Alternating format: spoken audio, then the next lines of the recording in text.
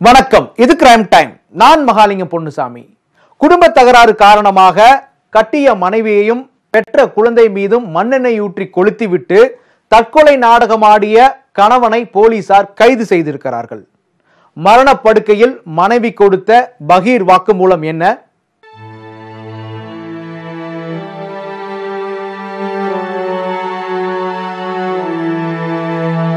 மறுநாள் அது மாதிரி பயங்கரமா குடிச்சிட்டு வந்து ஏன் இப்படி பண்ணிட்டு இருக்கேன்னு அது கூட கேட்க கூட இல்லை. ஒரு நாள் தானே எனக்கு டென்ஷனு, செத்து தொலைடி. ஒரு நாள் தான் எனக்கு டென்ஷன் தாங்கினேன். ஒழுங்கு மரியாதை இங்கே இருக்காத, செத்து தொலைச்சி. நான் செத்தா நான் ஒண்டி சாக மாட்டேன். என் பிள்ளைங்களும் வேணும், மணிட்டு என் பிள்ளைங்க விட்டு நான் போக மாட்டேன் அப்படின்றான். செத்தா 3 பேர் எனக்கு சாக தான் போகிறான்.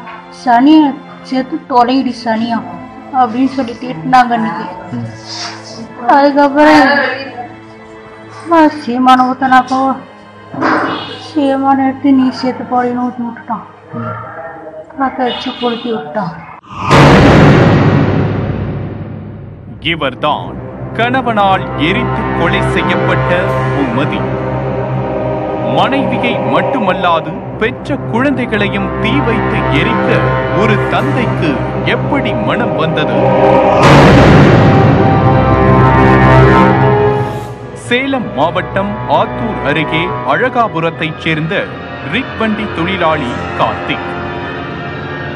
31 வயதான இவருக்கு மனைவி பூமதி மற்றும் பூவரசன் நிலாஸ்ரீ ஆகிய 2 குழந்தைகள் உள்ளனர். இந்த தம்பதி இடையே அடிக்கடி குடும்ப தகராறு ஏற்பட்டு வந்ததாக கூறப்படுகின்றது. இந்த நிலையில் கடந்த 18ஆம் தேதி இரவு தனது குழந்தைகளுடன் தாய் பூமதி மண்ணெண்ணெய் ஊற்றி தற்கொலைக்கு முயன்றார். படுகாயமடைந்த மூவரும் சேலம் அரசு மருத்துவமனையில் சிகிச்சைக்காக அனுமதிக்கப்பட்டனர். அங்கு அளிக்கப்பட்ட சிகிச்சை பலனின்றி தாய் பூமதி மற்றும் மகள் நிலாஸ்ரீ இன்று அதிகாலை உயிரிழந்தனர்.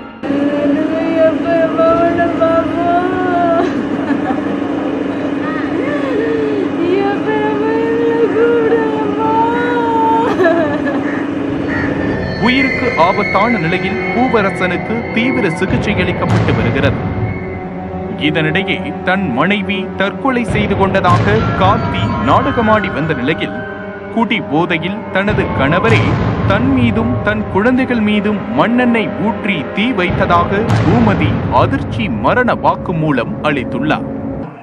இப்படி நீ குடிச்சிட்டு வரே, மணால் இல்லாத இன்னைக்கு இப்படி குடிச்சிட்டு வரே அப்படின்னு.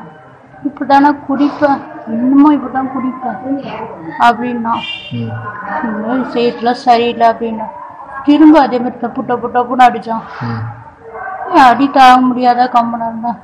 பேசணும், சோறு போட முடியல, இப்போ சோறு போட முடியலன்னு அடிச்சான். சோறு போடு, நீ சோறு போடு, அடி அப்படிதான் அப்படின்னு நான் சோறு போட்டு வச்சேன். ஊட்டி விடுன்றான். சோறு போட்டு ஊட்டி விடுறேன்னே, ஊட்டிட்டு கொஞ்ச நேரம் கழிச்சு அது தப்பா என்கிட்ட பேசிட்டு இருந்தாவா அப்படின்னா என்னால் முடியல, அடி தாங்கல, உடம்புலாம் வலி தாங்கல அப்படின்ற. என்கிட்ட காட்டாத வேற யார்கிட்ட போற, வா வான்னு கூப்பிட்டான். தாங்கல, என்னால முடியல. குடித்துவிட்டு வந்து தொடர்ந்து தன்னை கொடுமைப்படுத்தியதாகவும் பூமதி தனது வாக்குமூலத்தில் தெரிவித்துள்ளார். மறுநாள் அது மாதிரி பயங்கரமா குடிச்சிட்டு வந்து ஏன் இப்படி பண்ணிட்டு இருக்கேன்னு அது கூட கேட்க கூட இல்லை.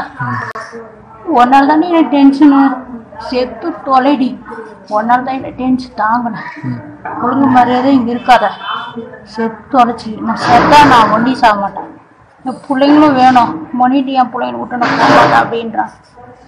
செத்தா 3 பேர் எனக்கு சாக தான் போகிறான். சனி செத்து தொலைடி சனியம் அப்படின்னு சொல்லி திட்டினாங்க இன்னைக்கு. அதுக்கப்புறம் சீமான ஊற்றினாப்போ சீமான எடுத்து நீ சேர்த்து போடின்னு ஊற்றி விட்டுட்டான். காக்க வச்சு கொளுத்தி விட்டான். கடந்த 1 வாரமாக அவர்களுக்குள் நடந்த குடும்ப சண்டையால் பூமதியை கார்த்திக் கொடுமை செய்து எரித்துள்ளதாக பூமதியின் உறவினர்கள் குற்றம் சாட்டியுள்ளனர். நாத்தியாமல இருந்து நடந்து இந்த செவ்வாய்க்கிழமைக்கு பண்ணிட்டு இருந்த விஷயம் எங்களுக்கு யாருமே சொல்லலை. இது முடிஞ்ச பிறகு பக்கத்தில் இருந்தவங்களாம் இது மூஞ்சின்னு இந்த மாதிரி பத்த வச்சு எல்லாம் அமைச்சு அப்புறம் தான் பக்கத்துல எங்களுக்கு ஃபோன் பண்ணி சொல்லி ஃபோன் பண்ணிக்கிறாங்க. ஒரு ஃபோன் பண்ண கூட காணா புள்ளைய வீட்லயே வச்சு உள்ளாரே அடிப்பான் பழகுது. அடிச்சுட்டு உள்ளாரே டாப்பா போட்டு அடிப்பான் பழகுது. அவன் வெளியே வரும்போது வெளி டாப்பா போட்டுட்டு வந்துடுறான். யாருன்னா போய் திறந்தா கூட அவங்கள மானஸ்டமா பேசுறான், அடிக்கிறதுக்கு போறான். எல்லாம் பயந்துன்னு யாருமே வந்து அவங்கள கேட்கல போல. இந்த துணிச்சல வச்சுன்னு எங்க பிள்ளை இந்த மாதிரி பண்ணிட்டாங்க.